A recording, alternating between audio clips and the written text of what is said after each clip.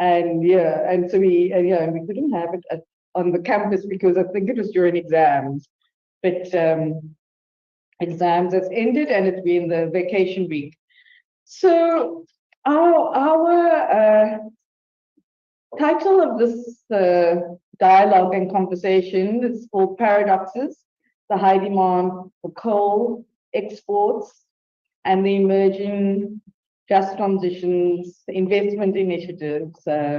Most of you may have heard of the Just Energy Transition Investment Plan or Program. Before I just give a context about this topic, I just want to tell you a bit about TRAJECTS.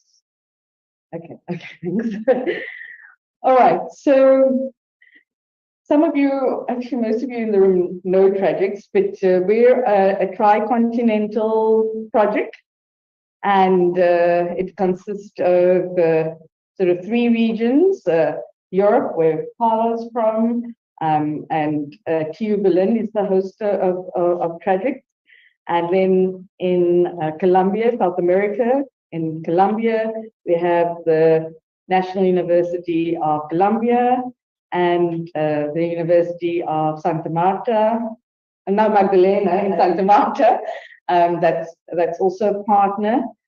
And here on the African continent, we have UCT as a partner, and we hosted in the Energy Research Systems Group. And yeah, the network works with the students, so and offers scholarships to students, and also non-academic partners, so to say, so NGOs and activists, non-governmental folk, think tanks, and yeah, our network is growing. And yeah, I guess our team, we're quite an ambitious project. We're a small team that there are many measures and many tasks in this project. Next slide.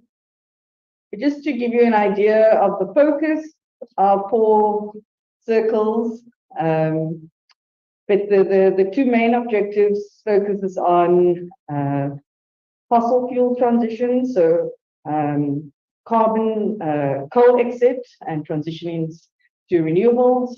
But we don't stop there with just energy transitions. We focus on issues of land and ecosystems, and so we have a strong focus on ecosystem restoration.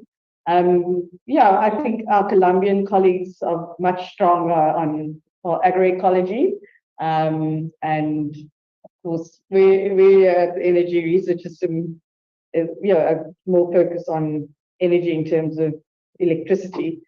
So these are some of our approaches around innovation in new and different ways of thinking through just transitions, excavations as we phase out of fossil fuels, and also big mono agriculture systems. And then we're thinking towards a post-fossil fuel world, what that might look like, and also then fundamental shifts in land use and ecosystem, and more focus on soil diversity and biodiversity. So as TRAJECTS, we don't ourselves do research. It's more the students through the research projects, or partners will focus on these specific areas. And in TRAJECTS, we had another colleague, Philippe, but he's exited. He's working in a think tank in Colombia, and where we speak about the fundamental controversies of these various issues that we deal with. Okay. So this brings me to our topic, and yeah, I showed this slide in Berlin. And yeah, I guess some of the fundamental controversies around just energy transitions is, what does justice look like?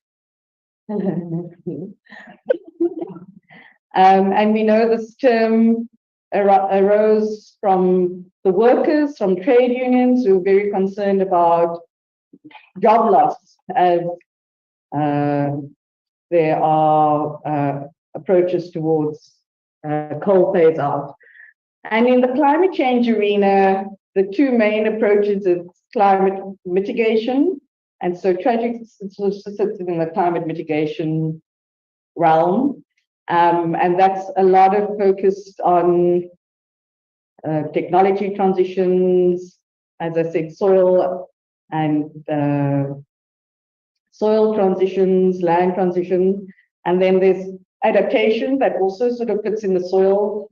How do so-called developing countries adapt to global warming?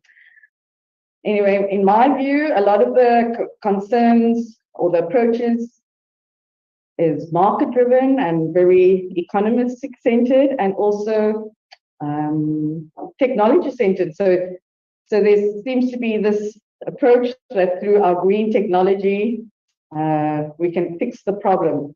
So I like this quote from the Emergence Network, is what if the way we respond to the crisis is part of the crisis? And so we hope that in our discussions, we may think through different responses, and we may think through more relational responses to the crisis, and that as humans, we are not exceptional, and perhaps we need to think like about ideas of mastery of the planet. So just to give you some, I guess, some theoretical thinking or background, I like this quote by Raj Patel and Jason Moore. They're my favorite scholars. They say, we are living with the consequences of a civilization built on cheap energy, a reality verified by climate change. The global political economy of cheap fuel has not only wrought immense human suffering in its extraction, but also, of course, remade the planetary ecology. And some of you may have come across a book by Mitchell. It's called Carbon Democracy. And this book reminds us about the political economy and the geopolitical interest of historically coal-producing regions that capsulated the world into an energetic metabolism. So shaping our cities, we can notice that most of our buildings are concrete buildings, shaping our manufacturing, shaping our production, shaping our transport. And so the world is organized deeply in a fossil fuel and extractive economy. And perhaps for me, what's kind of missing from the debate is if we're thinking that, I don't know, 3.7 or millions of wind turbines and tons of solar panels, we already see in Cape Town, the entitled and the moneyed have all got solar panels in our energy crisis. If we think that technology or hydro energy or electric cars can solve our crisis, I think we need to be thinking twice. And so Mitchell talks about how Western politics and statecrafts became entangled in this carbon fuel economy that we all depend on. And the disruption of, well, at the time, strong states through Keynesian statecraft opened the doors for more neoliberal, more market-centered policies. And these policies have strongly been promoted by big multinational institutions like the World Bank and the International Monetary Fund, the World Trade Organization, many Western governments, many multinationals. And so in this moment of just transitions, there are a number of investment agreements, and many countries, many developing countries, so-called in the global south, need to create favorable conditions for these investors. This could be how governments guarantee land for many of these investment projects. There could be around guaranteed return on these investments and fiscal payments, finding ways to reduce costs of investments. So another scholar, Daniel Garber, speaks about de-risking, and in this new form of investors. Before, investors used to come into a country, put in money. They may have been able to get a big return, but sometimes their investments failed and then they lost lots of money. But through the weights of capital accumulation, there are new reforms on an institutional level, on how governments change their regulatory regimes and corporate governance to secure the investors' return on the investors. And so just to end, and quoting from my favorite scholars again, Jason Moore and Raj Mattel, in the era of cheap natures, as cheap natures are being depleted, so as coal's running out, or not so much in South Africa, I know how we have a minister that says we have lots of coal, but oil and many of our minerals or land or soils being depleted. So investments would become much more expensive. But capital or capitalization has found new ways of financial engineering through capital accumulation strategies. And Moore and Patel say the ever increasing sophisticated financial engineering emerges not as the rise of quants or quantitative analysis, but also an outcome of centuries of accumulations, each with its own distinct way of organizing capital, power, and nature.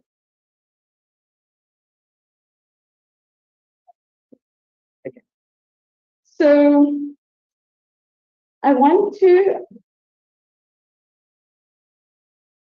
get my stone.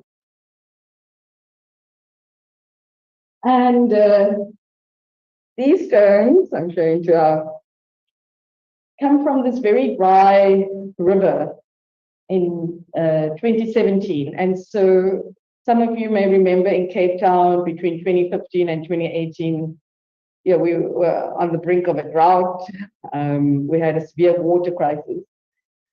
And I bring these stones from the river. I go to this place, it's in the Karoo, so the Karoo is naturally quite a dry area, but that river used to flow with water. And I've been going there over the years since from 2017, going to write my thesis.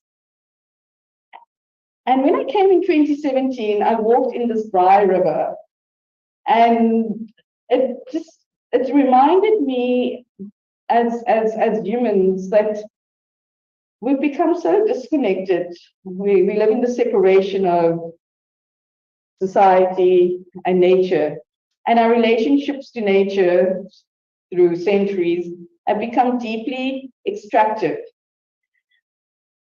And as a result of our ways of being, that doesn't give back to the earth. Our rivers are running dry, and our waters are being depleted. But the earth, strangely, is quite resilient in a way. And next slide. In 2019, so I returned to, and there the water was returning. And it was quite remarkable to see the shift, and now we're having massive rains.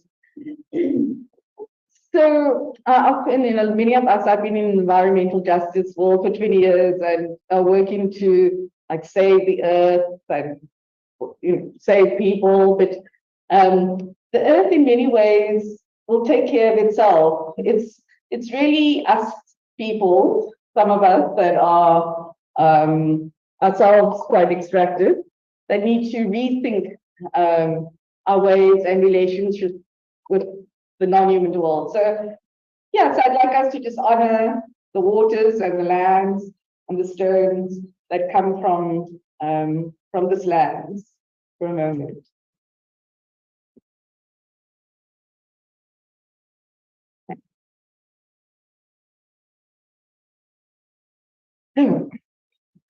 Thank you. On that note, I'm going to take you back to the coal mines.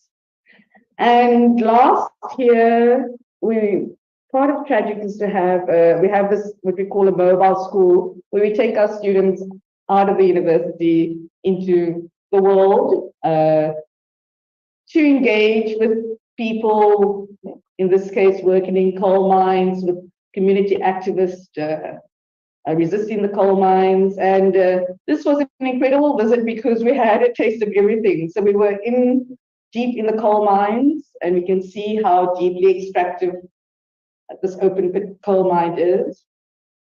And we went to a production of a coal where there were just heaps of coal and trains that were standing waiting to transport the coal to other parts of the world. The trains that particular day were on strike because the transport worker unions were on strike, and they came and they just parked the trains, and it caused quite a bit of havoc with the export business. But we also met our friends from Groundwork. Some of you may know that NGO. They're in Pietermaritzburg, but they have an office in Middelburg in Emmahutheni. And our friends from the Bukani Environmental Activist Group. And they took us to a site of toxicity, pollution from the old coal mines.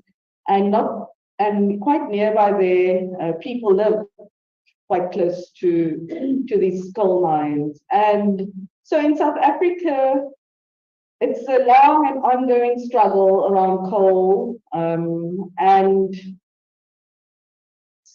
now there's also different struggle around people's livelihoods that are working in the coal mine, and also the struggle of this kind of extractive electricity production that is part of causing the havoc in our climate. So in this midst of these crises, there are all these conversations around just energy transitions and investments. I'm going to introduce you to our panel, our speakers.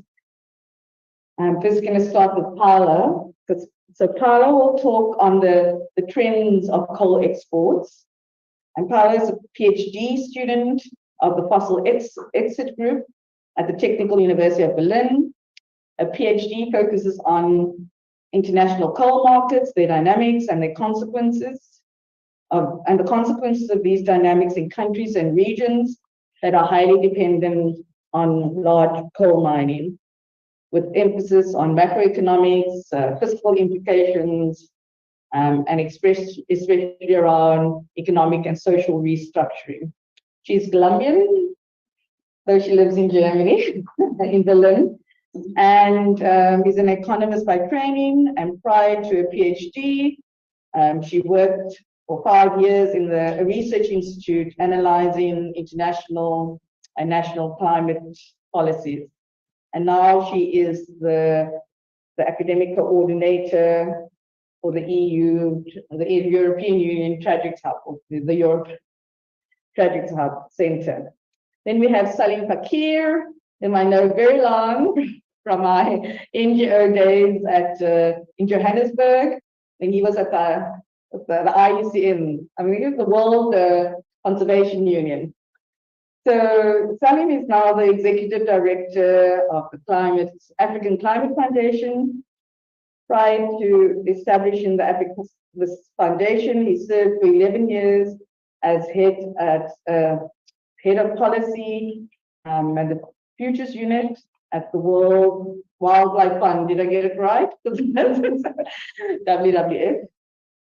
And he also was a senior lecturer in Stellenbosch at the Center of Renewable and Sustainable Energy. And for 8 years, Salim, that's when I met Salim, when he was at the World Conservation Union of South Africa. And yeah, those were exciting times. I remember it was the World Summit on Sustainable Development in South Africa, and we're all very optimistic about the possibilities of hosting this and what it would mean for South Africa. Then on Zoom, we have a Colombian colleague, Alvaro Enrique Castro Marino. He is a senior researcher energy transition research group at the Universidad of Magdalena. And he has about 15 years experience in research on social, environment, labor, and human rights issues. He managed to build a post-mining thinking, and which takes into account the proposals of the current world that allows men and women and their territories to advance around just energy transition. I want to say that the Colombians, when it comes to land, they speak about territories, which I quite like. The territory is quite important. He's got quite a long bio. So he studied areas focuses on labor, productive agroecology, biotic conversion, and reconversion of the countryside, thinking of territory where tourism exists as part of the economy. He prepares communities, especially women and young people, with environmental education and sense of belonging to land that helps them to develop and take ownership of their own development. So the way we're going to do this is that we're going to start with Paolo, and she will give us an overview of the trends in coal export. We're going to then move on to Salim, that will focus on these emerging the Just Energy Transition Investment Plan and their possibilities. And then we'll move on to Alvaro, that will give us a sense of coal mining in Colombia, and also his thinking around post-coal mining and what are the ideas emerging in Colombia.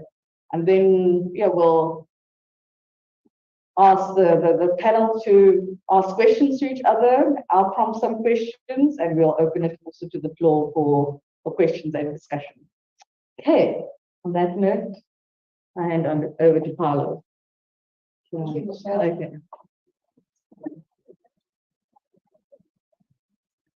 Let's put them here before I create an incident. So hello everyone here in the room at UCT and online in our webinar. We have 17 participants now. I hope the translation is working well. If you're still not listening to the interpreter and the translation, please click on the world sign, and you will see 3 options: original English or Spanish. You can choose whichever one you prefer. Yeah, I'm going to actually comment on territory. It's hard to translate because the word territory does not refer to the land, but it's sort of a whole understanding coming from the indigenous cultures in Colombia that says that land cannot be separated from the human interactions happening there and their historical relationships. So that's why when people talk about territories, they talk about the socioeconomic, cultural relationships in specific pieces of land. And it's very hard to translate that to English. It's one of the challenges of the South-South dialogues that we're trying to have, but I think you have very similar concepts when you work on those extractive regions because of those dynamics. So thank you for introducing me. As Michelle already said, I come from Colombia, which is also a huge exporting and coal country, the fifth largest exporter of coal, and very dependent economically in those terms. But I live and work in Germany for several years, which is one of the largest importers of coal. Actually, one of the countries that has historically imported more coal from South Africa and Colombia, which is why coal lies at the heart of my research on my PhD, because it has a lot to do with the countries where my life has happened. And I wanted to have this presentation to show you some facts of what's happening. As I just said, historically, the European Union and the United States, because they were importing a lot of coal from Colombia, South Africa, and other countries. Then they started phasing out coal, which started this whole discussion about coal phase out, just transitions. And the paradox that Michelle was talking about was this was the whole discourse. And then last year, as Russia invaded Ukraine and this war started, the European Union cut gas supply from Russia, started looking for alternatives for their energy supply, and coal imports increased again in the European Union. At the same time that we're talking about global coal phase out and just transition. So I think that's the biggest paradox, but it created, a lot of discussions. Oh, is Europe really phasing out coal or not? What's happening? Why are they going back to that? So I brought some numbers and figures to put this in context for those of you that don't work every day like me with coal markets. The first graph that hopefully everyone can see, even though it's small, is just showing global thermal coal imports, a historic trend from 2017 to nowadays. So what you can see is a stabilization. So we hope that in 2014 there was the peak and that it will decline steadily, but it has not declined. However, that graph is really bad because the last 2 points, they're just monthly comparisons. But if you look until 2022, so you see a stabilization and a small decline, a very light decline of exports. So this is the reality. Globally, coal imports, they are in the best case stabilizing, but actually going down slowly. And the second thing that's interesting to see is where that is going. So the gray part is the rest of the world. That includes US, Europe, everyone else. But the big other chunks, the red one is China, and the orange one is India. And so you can see the majority of coal, of thermal coal imports or exports, depending on what perspective you take, is going to China and India as individual countries. So what happened last year, even though everyone thought, coal exports and imports, they're going up, this was not the case. They went down in 2022. And yes, they went up in some places like Europe, which I'll show you, Germany as an example in the next graph, but globally they went down. And that's why, because China produced a lot of coal and they reduced their imports. They have such a big market share that even with the increases in India and even with the increases everywhere else, global imports decreased. And what we see from the academic point of view is that this was a small decline, but the declines will continue and they will be much faster because all the drivers behind the demand are going down and they're going down fast. Both India and China, they don't want to import more, or they want to be less and less dependent on imports, and all the other countries, they're basically phasing out the demand. So for exporting countries like South Africa or Colombia, this has big, can you go back? Sorry, this can have big implications. Germany in particular, because the country I come from is the country that has been sort of more debated in the public, where it was the most dependent country on Russian gas imports. So therefore was the country that increased the most the coal imports. You can see they did increase, but we're talking about 10 million tons or something like this. It was not a dramatic increase, but they still increased quite a lot because they panicked. And what happened this year, you cannot see in the graph because the data is not available. They bought too much. They had stock piles of coal. They bought too much. They didn't need it in the end. Okay, they had a mild winter, but anyway, they bought too much. So now they're selling this or reselling this at discounted prices because it's very dangerous to have coal stockpiles lying around in the summer when they can burn, basically. So yes, there were some increases in some places, but in the world, there was not a big increase. And even in those countries that had increases, there's no reason to think that these increases were in the future time. Thank you. Next slide. This is how it looks from the other side, the exports. So I chose 2 countries because they're TRAJECTS countries, South Africa and Colombia. What's happening with coal exports? Obviously, they're also not going up. They're not going up for many different reasons, which we could discuss. But in South Africa, even though you have a big national market for coal, a lot of your production is going to the external market for exports. But you have been having a lot of problems with those exports because of capacity issues with the rail and Richards Bay terminal, which has then reduced the production as well. So exports and production are sort of going on a downward trend, which is the same we see in Colombia for different reasons. Basically, mines closing because their market is or is not profitable enough. So we also see a clear downward trend in coal exports in those countries, even with this sort of hype for coal during the reaction of the Ukraine war. So if you look at this in terms of prices, this might look different because prices went up quite a lot. So it might be that in terms of prices, export total volumes of export, they're higher, but quantities, they're still going down. And that was another important fact that I just wanted to mention. So the transition is not a theoretical discussion. It is happening. It is happening in all those coal extracting regions. Don Alvaro can tell more about that because he comes from one of those regions where mines were closed abruptly. So the transition is a reality, is happening.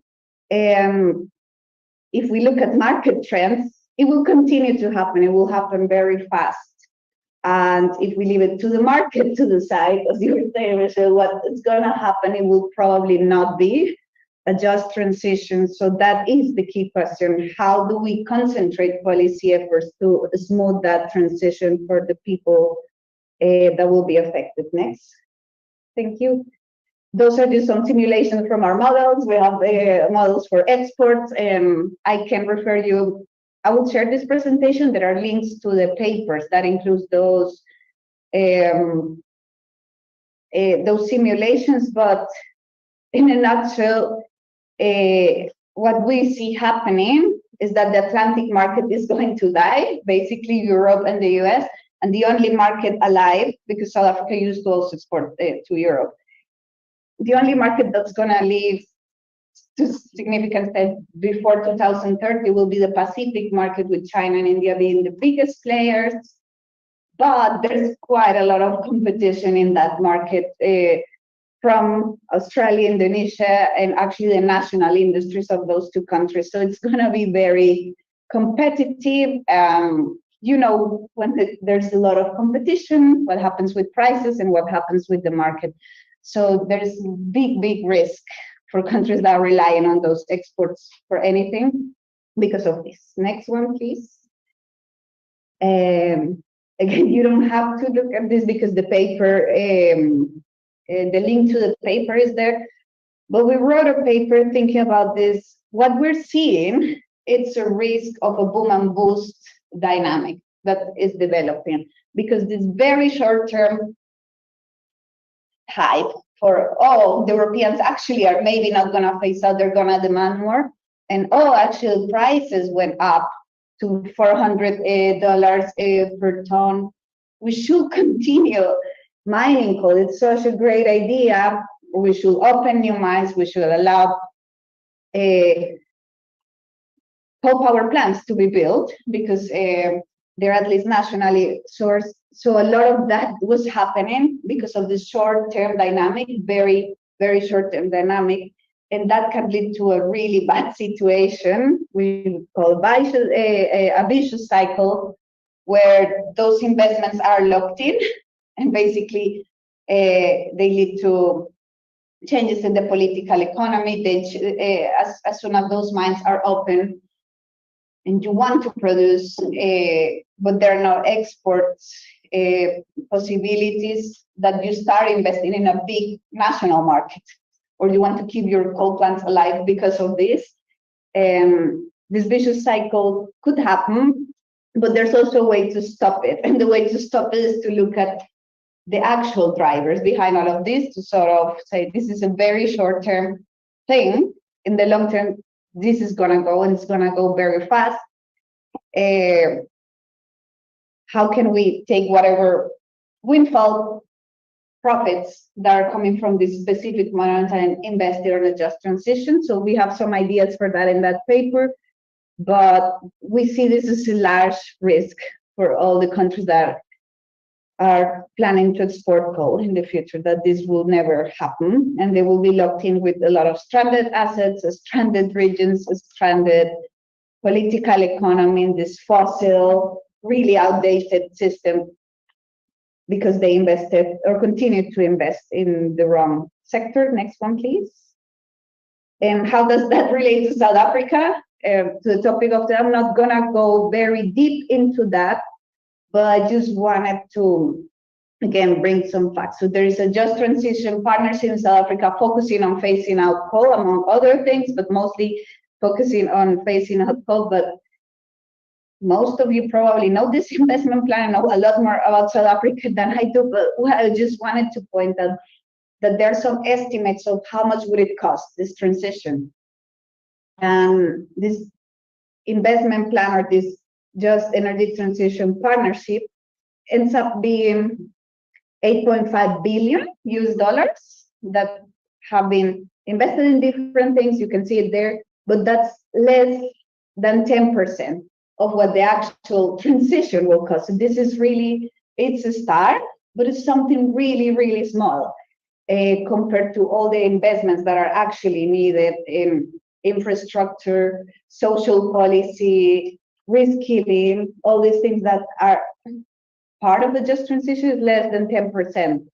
So this is the first thing, that in the way it is now in 12 lights, even though there's some public money going there, even though there's some international money going to just transition partnerships, that is less than 10%. It's a drop. The big driver of whatever is going to happen, where the investment is going to go, what industries are going to come, what's going to happen with the people, what jobs are going to be there, who's going to be training, what is going to come from private investment. So that's going to be 90% probably, unless the South African government is going to put some part of that. But a lot of this, I don't know if 90%, but a lot of this will have to come from the private sector. This is the reality that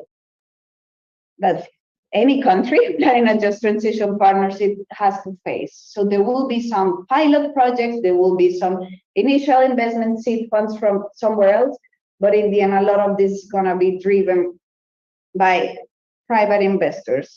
That's one key challenge. Next one, please.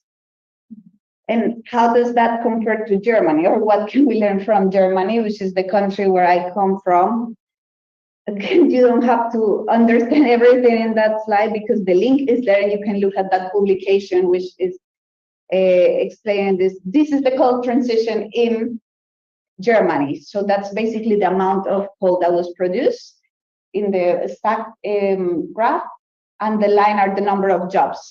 So it's basically now almost entirely phased out, but it was over a very long period of time. This is what I wanted to point out. It started declining in the 60s, 70s, and started declining gradually. then suddenly very strong. Sorry, go back. Yeah, a very, very strong decline in the 90s, and then again a gradual decline. So Germany has been implementing transition policies, not always just transition policies, but transition policies for at least 30 or 40 years. And there's a lot that countries thinking about just transition could learn from that. And if you zoom out again, that table is just showing you in different periods of time what programs. So the program will be equivalent to what now in South Africa is this just transition agenda. So what programs were implemented, a program as a package of policies were implemented each phase of that transition, and what type of policy it had. Did it have a labor policy? Did it have exports, industrialization policy? What type of policies were implemented across history in Germany? You can see it's a very long list of very complicated policy packages that were implemented. Some of them successful, some of them less successful. A lot of try and error and learning what worked in one region, what didn't work in one region. Then do it better next time. Do it better next time. Main message from that: it was long. It was really hard to build the institutional capacity to do that. Third, it was very expensive. So this is just to lay out the challenge. The sort of transition that we expect is more like the steep decline there. It's going to look more like that steep decline. And there's very little money, and there's very little time for experimenting with policy approaches to which industry are we going to promote, what type of jobs, what type of education, what type of linkages. So the challenge is massive, both in South Africa and Colombia, and really in any exporting country, because those transitions, even in countries that invested so much money, so much energy into transition policies, they still have very traumatic consequences, social and economic consequences for the regions dependent on that industry. So the challenge is big. Yeah, I just have one last slide with conclusions. I'm just going to read it to wrap up everything I just say today. So the first one will be that the Ukraine war is not a determinant factor for future coal demand. Actually, decisions by big players in the market like China and India will be the most determinant in that. The second one is that, yeah, I didn't say that explicitly. I can say that any market-driven scenario that we have studied will be compatible with the 1.5 degree target. So really a lot of concentrated policy effort will be needed to actually speed up even more this transition that is already occurring. That will mean dramatic changes in the composition of international coal trade. And this will probably hit coal-dependent regions and countries that are not prepared for that structural decline at the hardest. So there is a high risk in those regions, especially if they continue investing in coal assets because of this hype of a boom dynamic. Which means obviously all of them need planned coal phase outs and just transition strategies, but things like the JET, they're a starting point. They can provide good seed capital. They could provide some initiatives, but the biggest direction and scale of the transition where it go will be determined by two things: private capital on the first place, and second, own investments by the government on plans for policies and social economic diversification efforts. So those are the big things that will tell us where we're going. We will need innovative forms of financing and implementing all these policies in the global south, because unlike Germany and many others, we don't have that much time, we don't have that much money, the cost of capital is really high, the competition for investment is really high. So there's gonna be a lot of innovation needed in terms of how to finance that transition, also how to implement it in a way that is efficient, and we don't do try and error for 30 years to see what comes out of that. And that was all from my side. Thank you. Thank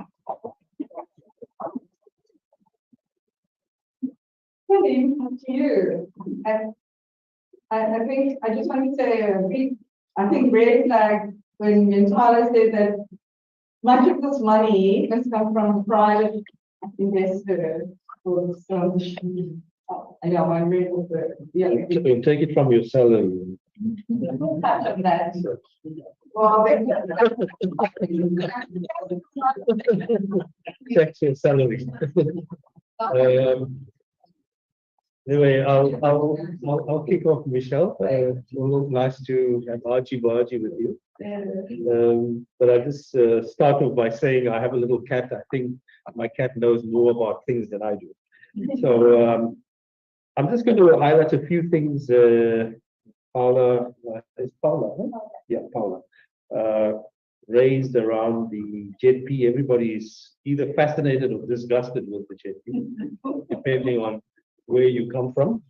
I think lots of people have very interesting comments about the JP, but actually know nothing about the JP, which is also very interesting. But of course, everybody's entitled to their understanding of what they visualize as the impacts of the JP. I think it's important to understand the philosophy of the JP. Let's forget the investment plan in the first place. And I don't think there's been any attempt to, if you want, lock out coal in such a large scale and structured way, anywhere so dramatically, other than what was a concept that wasn't developed by the European Union or Germany or France. In fact, they grabbed on an idea in order to look good. A concept was not really looking very good for Britain. Yeah? So if you know the inside story of that, you can see how the shenanigans operated in order to milk an idea that was actually developed in South Africa. But they all claim that it was an idea developed by the international partners. But I do think that if you want to lock up coal, you can't do it in a piecemeal way. You actually have to do it in a very transformative, in fact, radical way.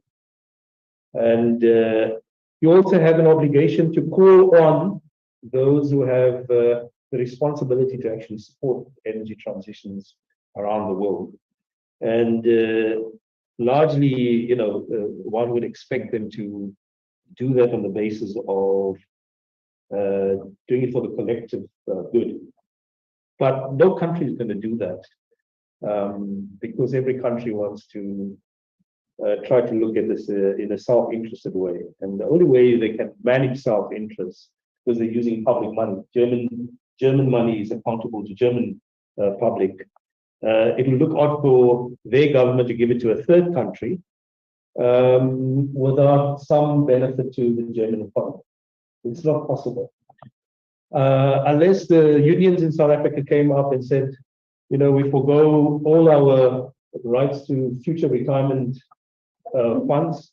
We want to decarbonize the South African economy or other pensions.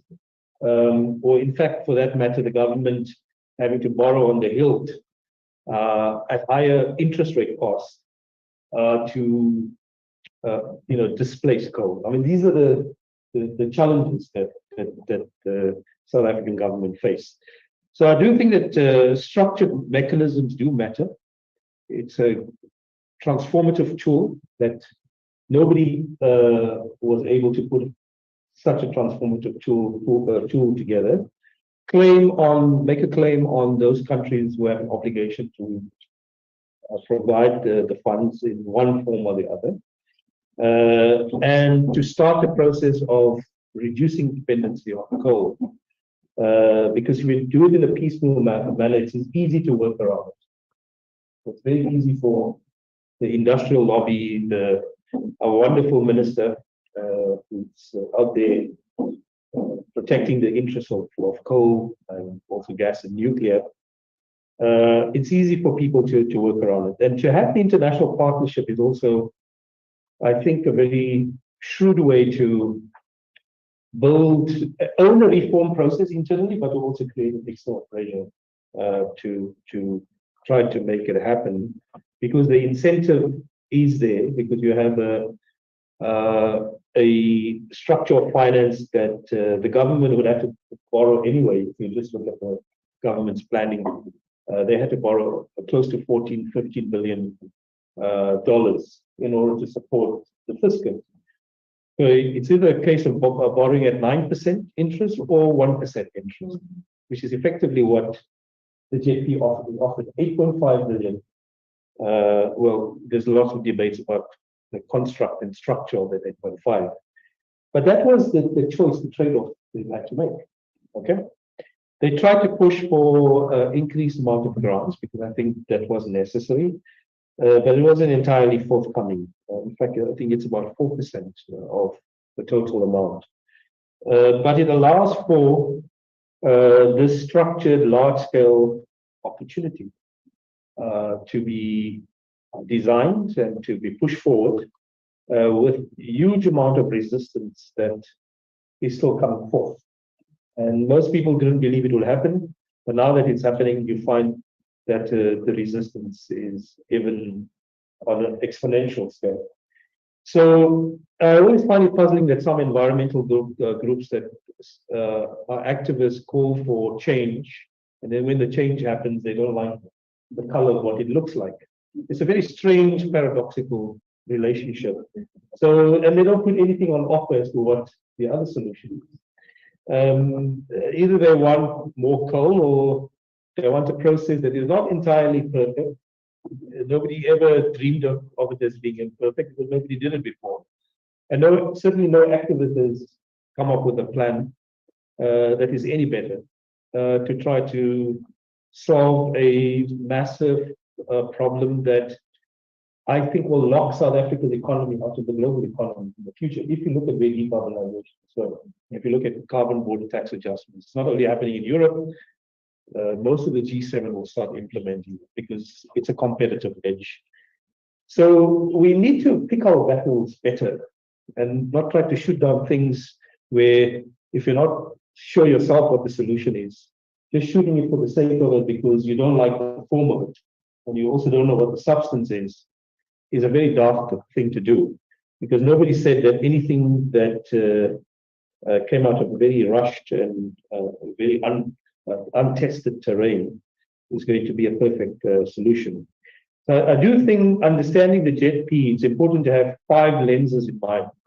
Most people talk about the finance. Actually, it's not just about the finance. There are 4 other things that one must be in mind.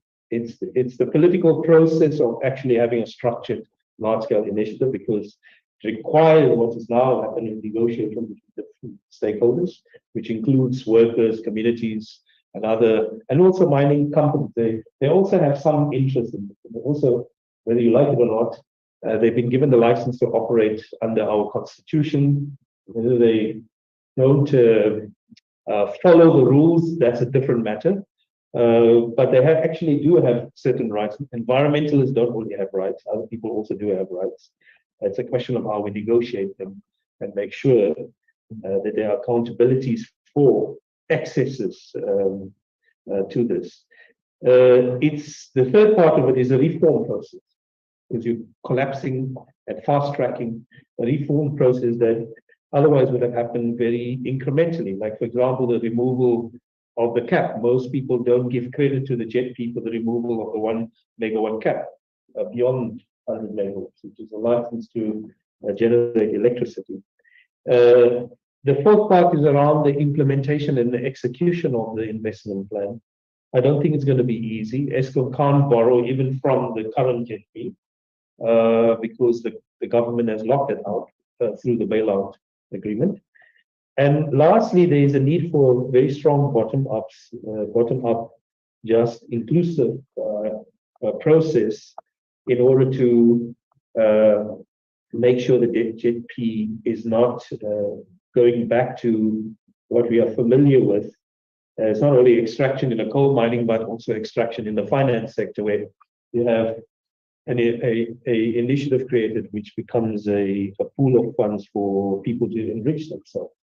Okay, so we do have to have high levels of accountability.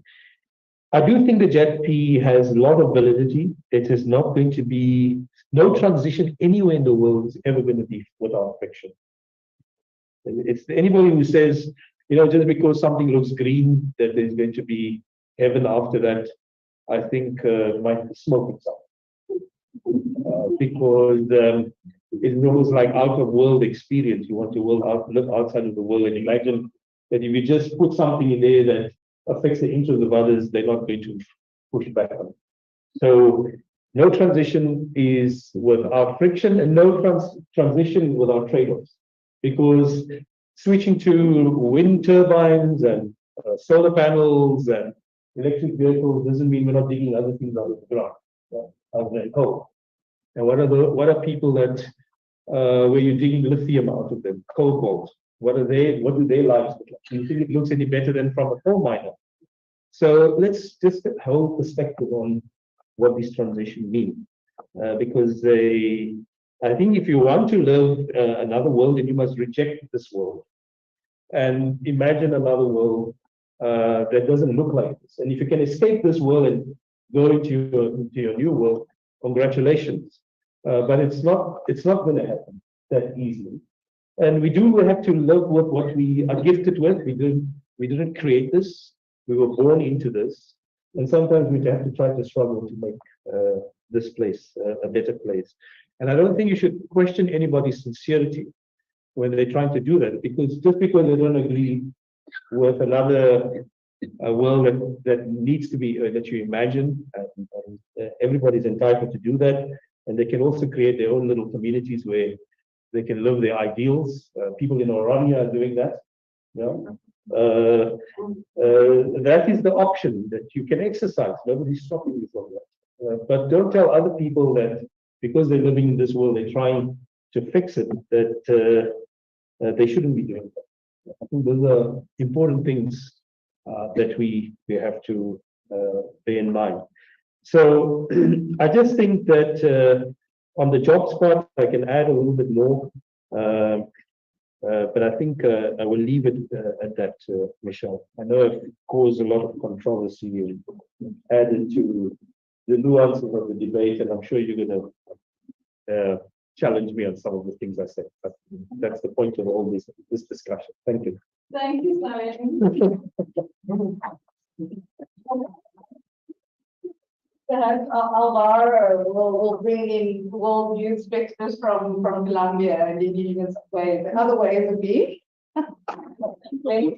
Sure. Alvaro, we're ready for you.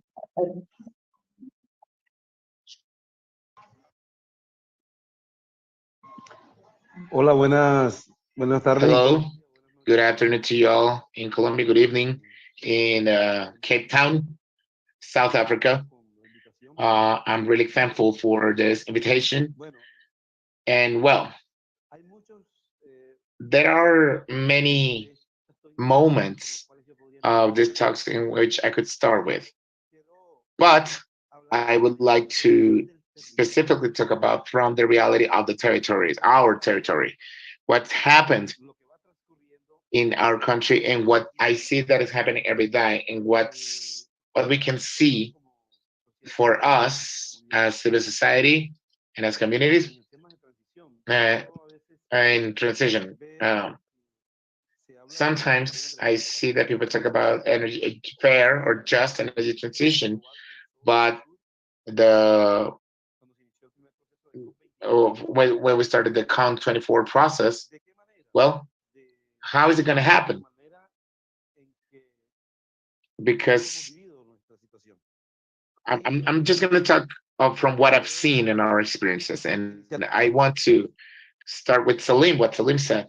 Salim mentioned the JEP initiative, and he said that we need to negotiate with companies in the future because the constitution of our country protects them because they have some rights because they gave them permission to use the land. That's, of course, I understand what you're saying about that, but our constitution in Colombia would not protect companies that violate human rights and that destroy the environment and that destroy our bioecologic systems. And I'm sure that that happens in your countries too. But I would like to respectfully disagree, so that we can, so that you could see what the multinationals do in Colombia. That those multinationals exploit coal and others. And well, talking about the high demand of coal, Dr. Paola made it abundantly clear. But I would like to say that our territory is a very beautiful place. It's the youngest mountain range in Colombia that has three thermal floors or thermal levels, and you can grow anything here as a source of food for our country. We already transitioned. Why? Because we went from being generators of food to miners. We went from growers to miners, and for 30 years we never got ready for what was going to happen. And from the perspective of extraction, today our territories, uh, just now we are finishing our mining processes, and we are thinking of transitioning again. This will be our second transition. When I'm talking about this, my research shows me that that we in the past had a traditional agriculture. Then we moved to that famous green revolution 200 years ago, and right now we have genetic agriculture. So I would like to deepen in that. So to see what transition we mean in the center of Cesar, which is where I live, that produce per country around 46% of our GDP, and with the generated resources in our municipality, we were able to fund many social processes in many other entities in our territory. So right now we have 53 million coal, 53 million tons of coal. But the mine that closed 2 years ago um, left. I don't know why they left, basically. And Dr. Paola, she went to the territory, and we took her there. We still could see the trees full of coal, the houses, the cars. So literally, we were full of uh, coal dust. And 2 years ago, the mine left, and that now we have the improvement of the climate. Now we don't have black trees. Now we can see birds flying around. And in my opinion, that coal should be left there, and we should prefer to live in peace and in in an environment that's the third. But in the future, I don't know how many years it took Germany, the first mine. When you close that mine, um, we could recover something from it and save lives in our territory. What's going to happen with the explorer, the miners? 6,000 in total. How is it going to be? Uh, so I believe, and I have an ambivalence in everything that has to just transition. I consider that in my municipality and the center of the department of Cesar, this transition needs to be financial, economic first. So that word just or fair covers so many concepts, And here, sometimes these multinationals, Drummond, Konenko, have been really unjust and unfair into our territory. When, for example, when they dry a river to extract coal and take it to Europe, it doesn't matter, and they with a complete disregard of how many fishes I killed, how many animals, how many trees I killed. For me, that's a lack or a serious assault on the environment. But as Mr. Salim said, there's a gradual power, financial, and people says that the World Bank is the institution that leads these financial processes globally. I want to ask a question for everyone here and for all my friends that are hearing me out in this call.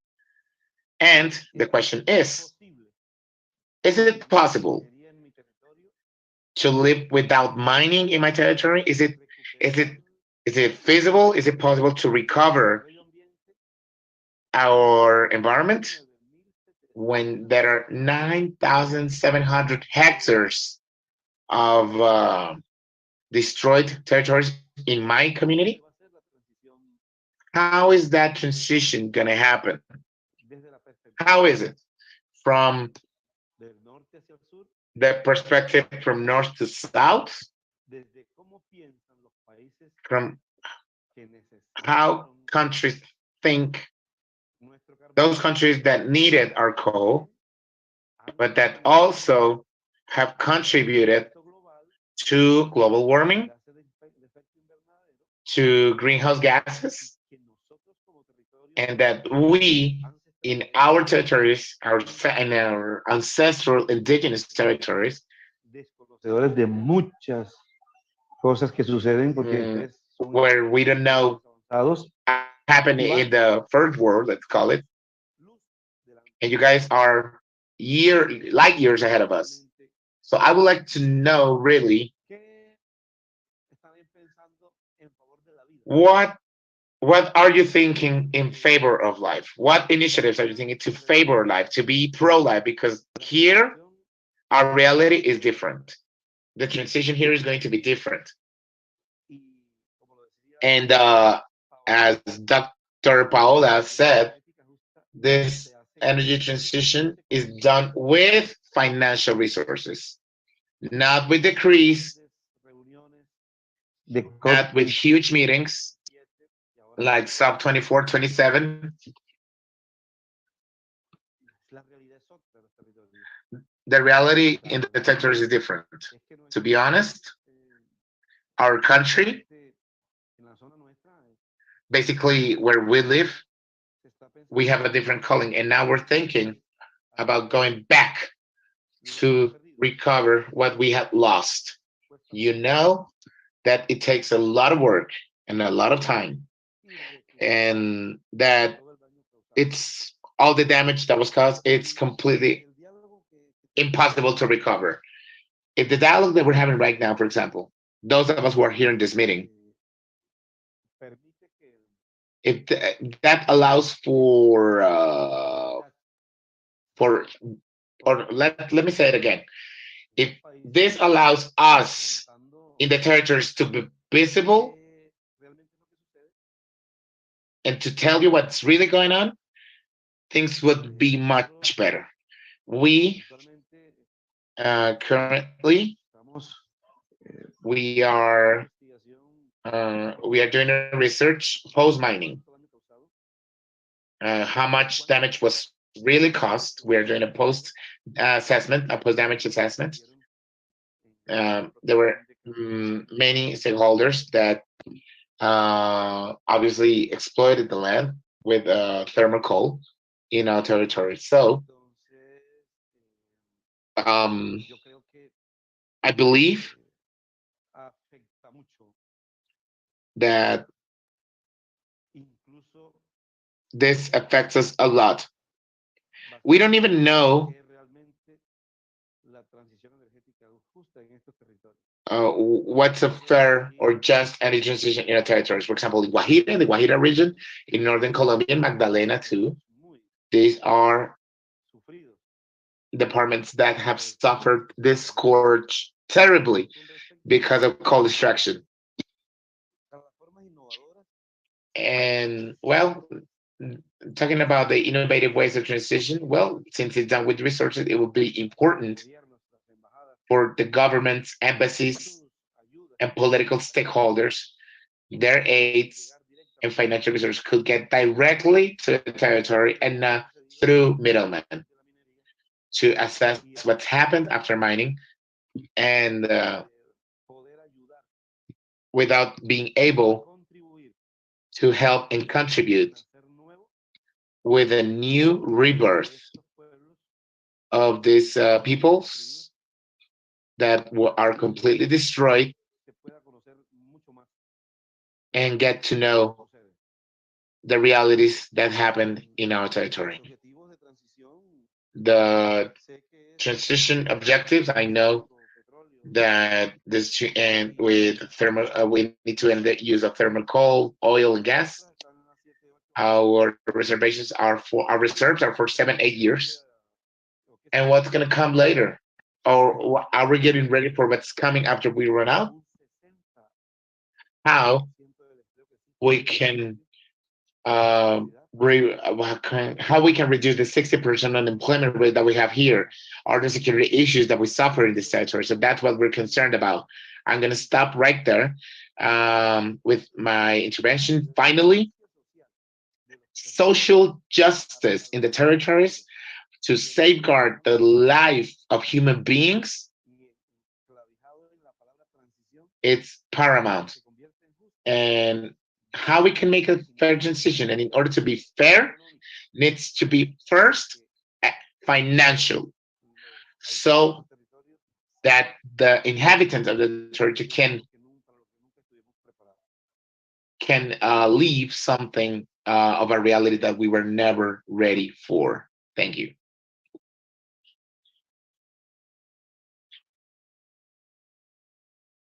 You guys are muted. If you can please unmute yourselves. Thank you.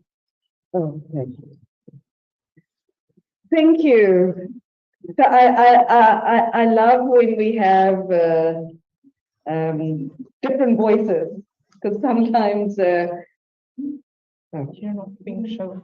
Oh, okay. Yeah, I guess sometimes we all sort of speaking to each other, sometimes like-minded, or sometimes we very far apart. I think that I'm gonna pose a question or two, and then I'm going to open it up to you to give your inputs and perspective. So both of you, both Paula and Liz and Salim, always spoke about this we, and I always wonder who's the royal we.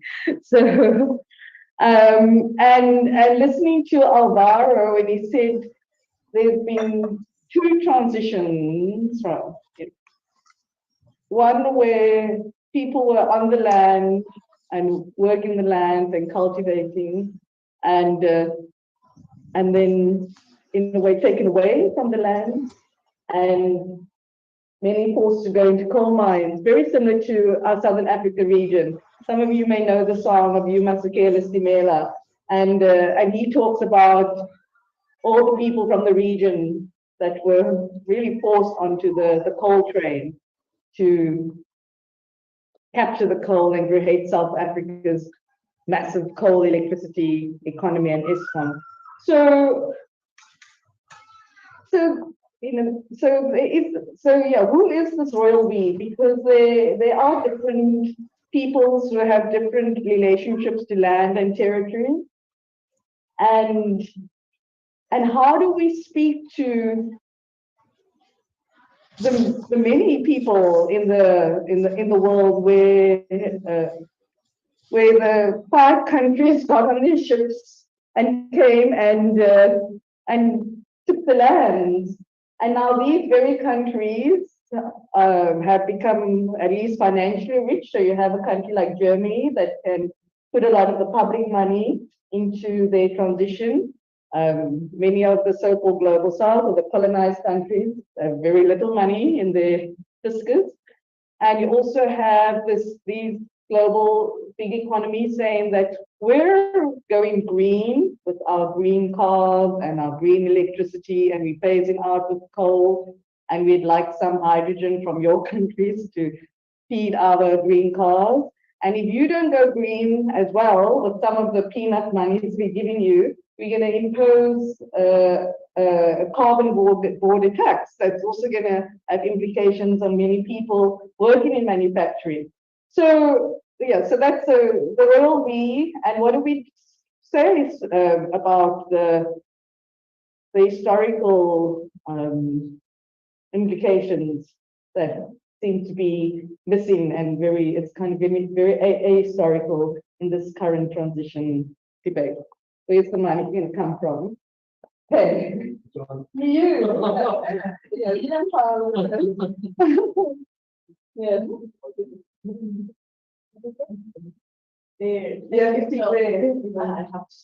Yeah, thank you, Michelle, for that question. I think that's at the core of what justice means in the just energy transition. Just for who? For whom? I don't know when I said we, so I guess I'm not sure what exactly was my statement where I said we, but I think at the core of the justice discussion is that, because in the first place, the reason why we as humanity are stuck in this situation is because we are creating climate change, accelerating, and it has planetary implications. So our way of living, current and historically, it is changing the composition of our atmosphere with dramatic consequences for pretty much all life on Earth. So that goes even beyond humans, to all species and all life on Earth. So from that perspective, the reason why we as current generation are doing efforts to decarbonize the energy systems and the way it implies intergenerational justice. What's coming for the future generations? Are we going to give them a depleted world with natural resources depleted, with the very basis of human existence and biological existence is going to not be available for them, to not give them options? As a species, are we going to accept this? That's our role. That's one aspect. That's intergenerational justice. Then you can see justice from who is being impacted by this transition. So who is losing jobs, who is having to make changes in their lifestyle, who is having to give up a certain right that they have, that will have to give it up because of that transition. That's another aspect of justice. Who the most impacted ones. So we're going to help the most impacted people. Then the third one is the people that have been historically affected by the negative consequences. So who that would benefit from this directly, from changing. And there is not a single we. I think answering that question in the end is at the core of the question of what is a just transition? How do we understand it? Do we understand it as making it not painful for the most impacted people, restoring some of the damage done historically to people that have been affected by this? Or do we see it even in broader terms as intergenerational of giving future generations the possibility to have warming that doesn't exceed the tipping points, where we will then end up with catastrophic hot house scenarios? So I don't have an answer, but I think that is the question at the core of what just transitions are about. Which one to ask you a weak question? I always say not often the question of we, but who's speaking on behalf of who. So I think a lot of work I've done before was really influenced by John Rawls. And I don't know if you know him as a philosopher. He said, imagine yourself be in front of you is a veil and you don't know the identity of the person. But what are the things that would be of interest to you that you could imagine somebody you don't know whether they're gay, they have a particular religion, they have a particular race or particular affiliation, that you would want similar things for them, and how would you go about actually creating the minimum standard of what you would like, and that would be also available to people that you don't know, or not from your own background, from not your own coal area, or and so on. And that's really the notion of justice. One is that it's a universal idea. Secondly, it touches on what Paula said. You've got to also have to imagine a world, a set of constituencies that don't exist, what you would want to leave behind for them. And I would even go beyond that in terms of roles, mostly talked about the human species. We need to talk also about animal species and other creatures and ecological systems. And I sound a lot more like you now, Michelle,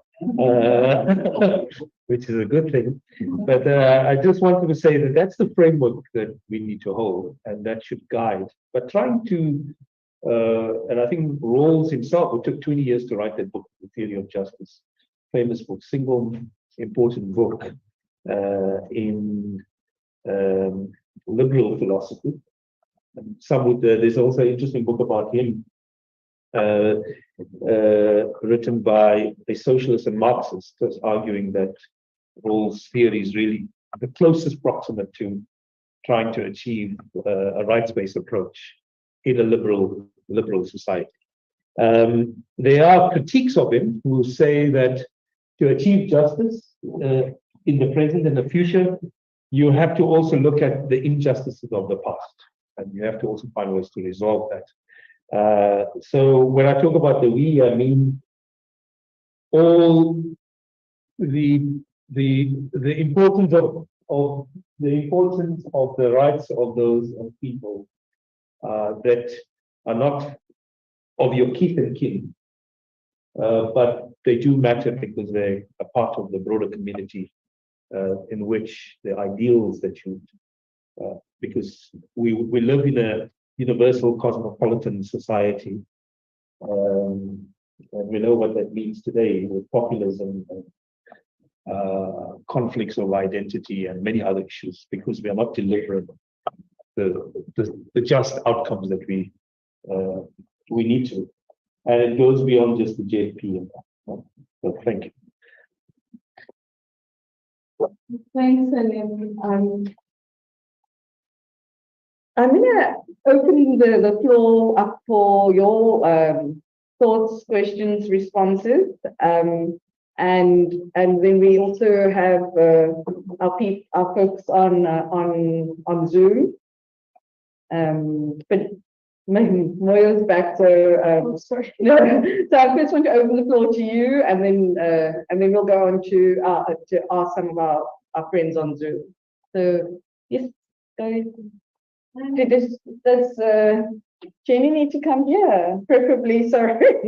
So can hear. Yeah, so people can hear. So we're not people online. Yeah, and see you. Yeah. So yeah, so if any ask questions. Hi, just listening to Vera and then your question, what really crossed my mind was how he emphasized the local impacts of extraction of coal mining, and then also of the just transition. And it really, I'm showing my age a bit here, but it brought back a saying that really came back in the 70s. Think globally, but act locally.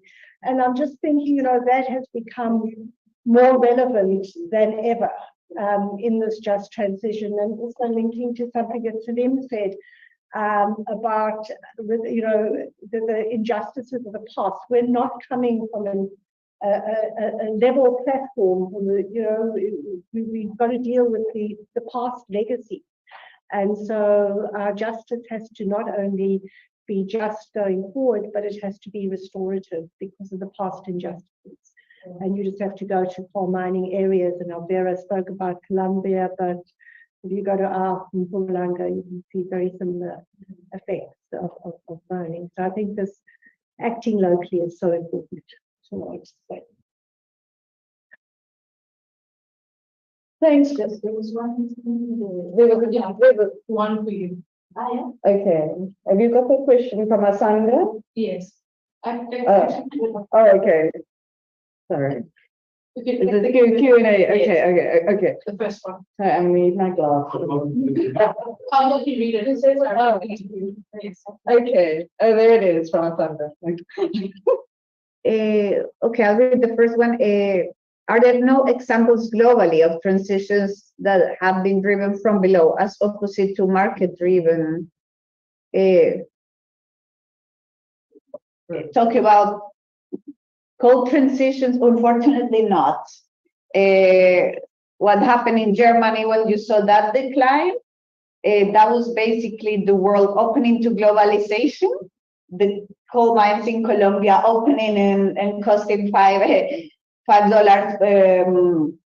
per ton of operational cost, basically killing the entire coal sector in Germany. So it was market driven, and most of the transitions that we have observed, they have been market driven. Of course, there have been policy interventions, both to protect the industry by subsidizing it massively or by liberalizing national economies and things like this that have had an impact.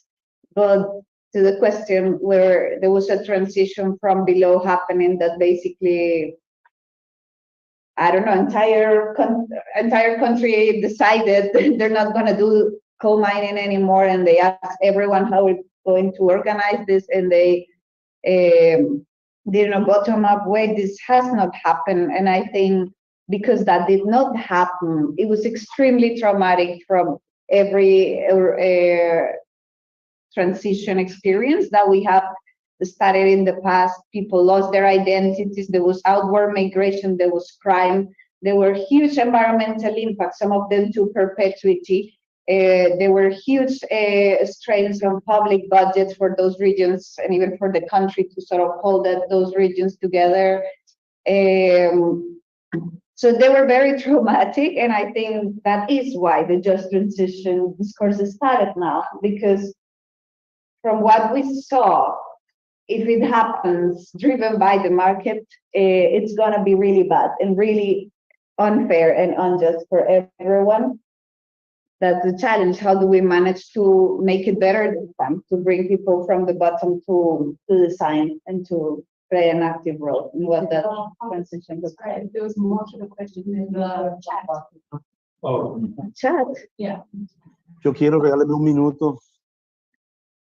sorry. Mr. Alvaro would like to speak. If you guys can That give a was for minute the second to speaker, yes? Jabin. Jabin, Alvaro would like to speak, guys. Sorry, how do I? Okay. So while we use the chat, are there, go ahead. Okay. A bit more to the question at the bottom. Okay, Sí. maybe, sorry, there was a second part of the question I didn't. ¿Me pueden escuchar? That I'm not, that maybe saying that the transition will be driven by markets is sort of, I'm gonna read it, almost naturalizing the necessity to have markets. Isn't that to think markets is necessary to lock us in a certain logic of transition? And do we not need to change this? I don't have an answer for that. I just know what is the transition is happening already, and it's being driven by the market. So maybe in a system, alternative, different world where we don't have these markets, it could work in a different way, go in different logics, but in the way it is happening now, there is not such system change that markets are not touching every aspect of how transitions are being developed, from the financing to the development of new industries to the actual mining companies and how they operate. to international global markets for anything. So I don't know if that is naturalizing it. It's just the very crude reality that not even in China, where there's state control of everything, not even in Vietnam, that's also controlling this, have I seen an example of a transition that is not deeply driven, ultimately by market at the moment. Even though some discussions are starting to bring up topics inside markets, I don't see that happening in the current world of affairs. You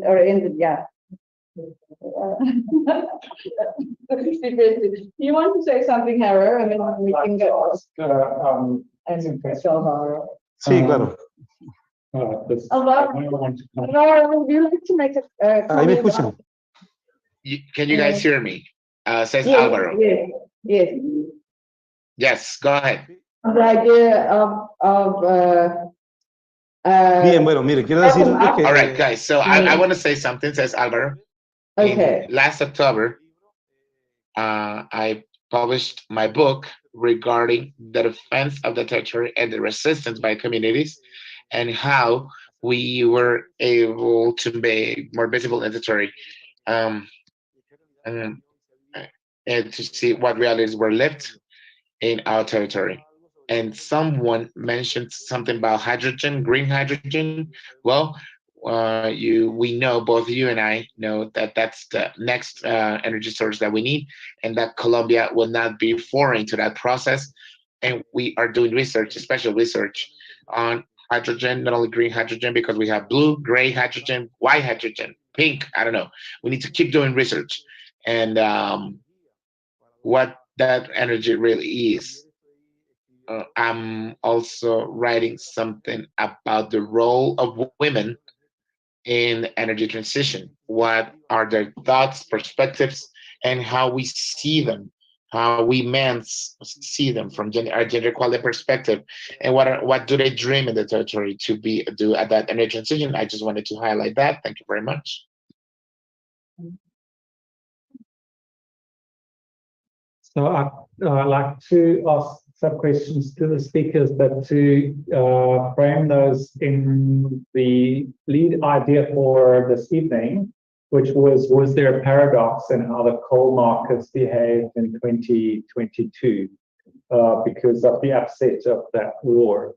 And it seems to me from Paula's presentation that no, there wasn't. There was some shifting around, but overall coal keeps declining, and we need to look at India and China to understand the big drivers. The one thing from your numbers that was unclear to me, Paula, was whilst Germany had a big growth in import from Colombia, Colombia's exports declined. Yeah. So overall, so was Colombia exporting up to another market and just reshifting to Germany, who is paying more? Put it differently, is Colombia also active on the Pacific market? Or, you know, where was that coal reshifted, just to close that gap? It's a little technical question. But then that paradox falls away, the coal did decline.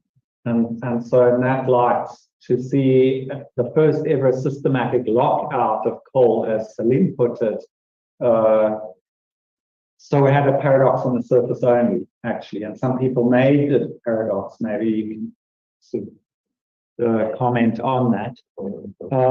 And then specifically over to Alvaro, if the Colombian coal industry is declining, how does it feel for you as somebody who's active in the field observing this industry? I think I heard you saying you've seen less coal dust around, you've seen nature start to come back. But I want to specifically also ask the violence associated with this extractivism, and the little I know about your country is that it has a very violent history. Are you seeing progress in peacemaking actually bearing fruit? That must be a precondition for this transition. Thank you. Thanks. Some more voices from the floor? Yeah, but first answer those questions. No, let's take a few. We went around another two. So if you've got a question, come on. Do we always disrupting the system? But maybe No. Cheers. So no, I'm not disrupting. So firstly, I would like to thank the utopian thinkers in the room because they help open our imagination that another world is possible. And as a sort of deep feminist dating back several decades, you know, I have had occasion to read a few feminist utopian novels, and the problem with utopian novels is that they don't, it's very interesting and they help your imagination think differently, but they never have a roadmap from where we are to this utopia. And, you know, so how do we get from here to there is a question that arises. Now, the other kind of utopian thinking that is happening in South Africa at the moment is this hope we are holding out for a managed transition. And I stand up for a managed transition myself. You know, we would hope to get all the interested parties around the table, negotiate things, have labor strong enough to demand proper social protection as coal is exited, etc.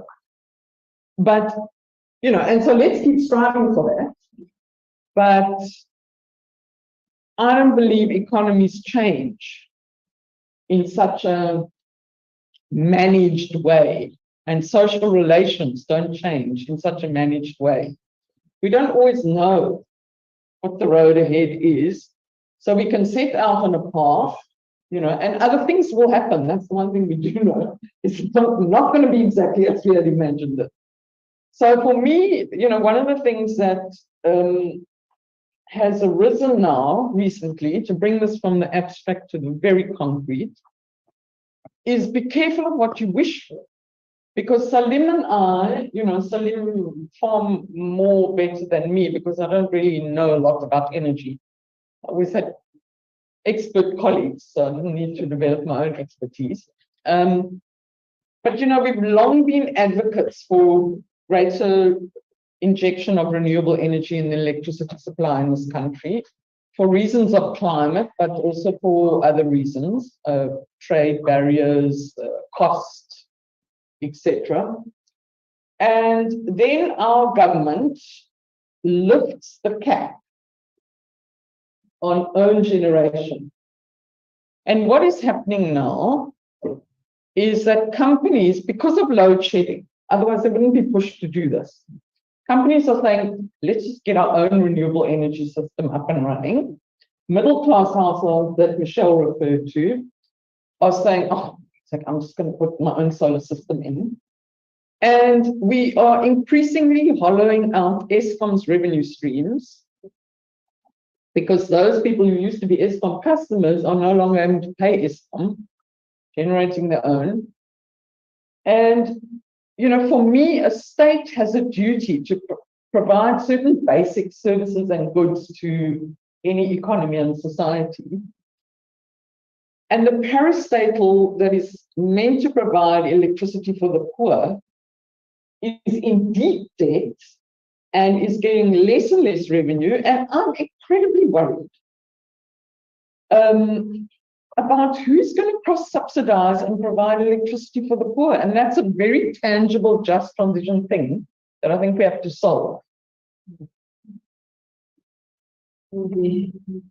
So I'm gonna, because we're running out of our time, and for those that were online, we are in load shedding in South Africa, but we are in the chemical engineering building, and I think the generators kicked in. So I'm gonna ask Alvaro, I'm gonna ask our panelists to give a last comment on what Louisa said, and also to respond to Harold's question. And I also, I'm going to be the last word. I'm just going to say thank you at the end.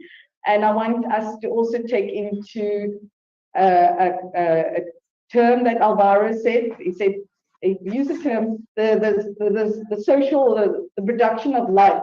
Is that also in these transitions, or while we're also thinking about these complexity, how do we think about how we live as humans?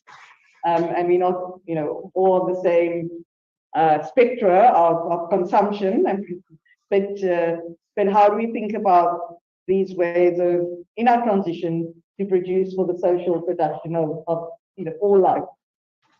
So we'd like to go. Alvaro, would you like to Sí, make your comment? claro que sí. Your last point. Thanks. And Gracias. Bueno, ahorita estoy. All right.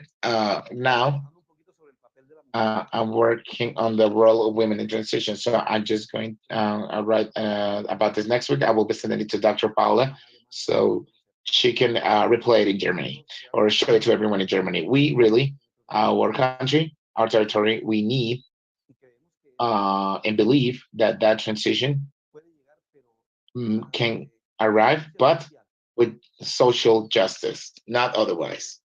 And it needs the life of all living creatures and human beings needs to prevail. Those of us who are affected, I'm really thankful for your invitation. I will be here for everything you need, and it was a pleasure to be here. Thanks. Thank you. Yes, thank you. So, sorry. So just very quickly on your question, Haru, we don't have access to the Pacific market because it will have to go through the Panama Canal, and that will be too expensive. So it's not worth it. Basically, Europe, anything, US, anything in the Atlantic market, and recently Turkey. But the reason why exports are still declining is because companies don't want to continue with their coal mines because of the huge cost of closing those mines as the government starts being more serious about mine closures, environmental impacts, liabilities, relocations of communities, things like this. Companies, basically where Don Alvaro lives, left. Glencore had 2 mines, basically left the country, relinquished their coal mining titles, didn't close the mines, arguing there's still reserves that someone else could profit from, so they won't close them, they'll just leave them there, which is a usual practice, as I've learned from Professor Jennifer Brothers in the industry, just leave the mines open to not close them and take the cost. So on that end, and similar to what you were saying, what is really worrisome, even if we try to ignore the financial aspects of the transition, they are everywhere. Where are we going to get? So if we cannot export, where are we going to replace this large source of income for public sector that's going to supply to people with the basic public needs? Where are we going to get our electricity from? How are we going to build the grid? How are we going to invest in social justice? How are we going to do all of this? It all costs money. And as I tried to say at the end of my presentation, there is not plenty of money. We cannot just take debt, and we don't have 30 years to experiment. So it's really, I think, a big task of people thinking on just transitions in the global south to think about out of the box financing, financing options for not market driven or not so heavily internationally market driven initiatives, projects, and just livelihoods options for having a just transition, because otherwise, you know what the market ends up doing, and it's not just. I thought,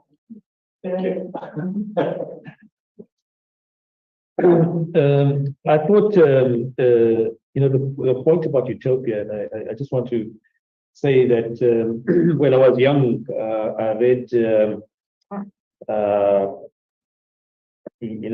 what was the Invisible Man? Adam Smith. No, not Adam Smith. But there was also Thomas More, and the reason why they wrote books on utopia, notion of utopia. It was basically like an attempt to imagine an alternative world, as you said, Louise. This is a thought experiment. But they were also realists. They understood that in order to be able to achieve utopia, that's how the Fabian Society was established, like an early precursor of the Labour Party in the UK, that you had to mobilize a whole critical mass of people behind such an idea. But they never assumed that everything about utopia would work, because we will be faced with challenges and points of friction. I think the word managed transition is a very nice word, it's a sort of euphemism. I think any forms of transition are going to be messy. Not all of them are going to be successful, and some might be more horrible than others. I think that's sort of the reality. And societies that have a lot more friction, lack of coherence, and inability of different parts of society with resources to work together, those transitions are not going to be happy experiences. In fact, there will be a lot of opportunism in those processes. I think, lastly, we should not have an allergic reaction to the notion of markets. If you read Adam Smith very well, he did envisage the idea of a market, and I don't think he used the word invisible hands a lot of times, although the libertarians have used the word in a very loose way. Adam Smith did recognize the importance of markets, and they will exist, because not every job can be created by the state. Most jobs will have to be created by outside of the state, and that could be communities, that could be non-profit organizations, and that there are certainly companies. The question over the market is, how is it governed to deliver the majority of the public goods and fair wages, and be part of the society that we want to strive for? Not all goods and services can be delivered by the state. This idea that the state can be in command of everything, that's a little, it's not a realistic utopia. We have utopias that are realistic, and there are utopias that are not realistic. So I just think, don't have an allergic reaction to markets, and they can be made to work, and we have to fight hard to make them work for the right reasons, not for the wrong reasons. So thank you. Thank you. There's a book that Alnor Lader and another colleague wrote about something like healing philanthropy through like healing the well. And so there is lots of money floating around, and there are many people that made lots of money through this exploitation, and so we need to also work through ways where that wealth that has been stolen and extracted can be used in ways that is for life affirming for people and for our planet. So I want to say these conversations always bring more questions. They're not about answers, but they also help many of you working in the field, if you're a student, a researcher, an activist, think through these complex questions. And for the last 2 weeks, I see my two friends from the Ecoversity Alliance. So now I'm back at the university. We're together here in around Cape Town, and I want to say it's a community of learners that we're wanting to reclaim diverse knowledges and diverse ways of being through regenerative thinking through principles of reciprocity, And yes, so there isn't this royal we, because there's many ways of being and many ways of living, and there isn't this one society. There are many societies, and perhaps part of our difficulty is that we're stuck, and this whole debate is kind of stuck in our notions of the kind of normativity of, our electricity needs, our food needs, and where there are many ways of being, and unfortunately the policy spaces and the market spaces is not in the, the nation state. It's not where we can explore those, but I think I see hope in community, and I've also seen how people do have the ability to organize differently, and in a way begin to think out of the box. So let's work with both and rather than either or, and let's not even think about ideas of trade-offs, because we all are interconnected, and we need to work to restoring the cycles and the flows that have been broken. So I want to thank all of you. I want to thank also Mayoba. She's come from Joburg to just last week, and Natasha and Yumna and everybody in the Energy Research Systems group that helped, and Haro and Paulo that was here, and our friends in Colombia. Thank you to the interpretation, and thank you, Avara, for being here. We're going to join you in Colombia in October.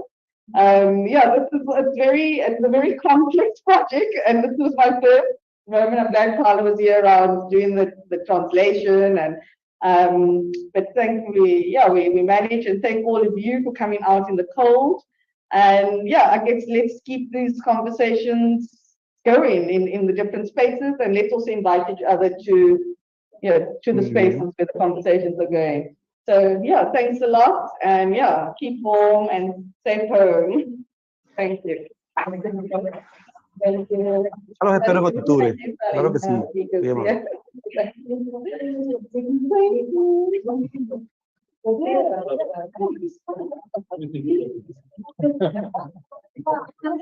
You can go to